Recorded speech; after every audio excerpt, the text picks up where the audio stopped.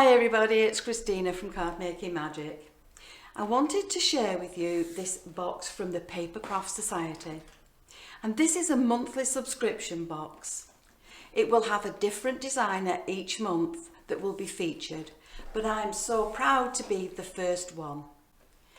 Inside, you'll find exclusive and coordinating designs. You will get dies and stamps and papers and toppers and so much more.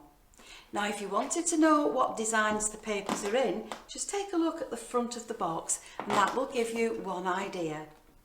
Now, if you know my blog, you know that I like to add embellishments to my cards. So you're sure to find flowers and pearls inside the box. It also includes quality crafting items like inks and pens.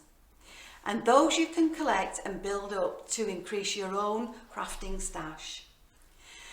You'll also find a mini magazine in there, and inside this magazine there are 15 different projects, and they will tell you step by step how to replicate the design that you've seen and that you like.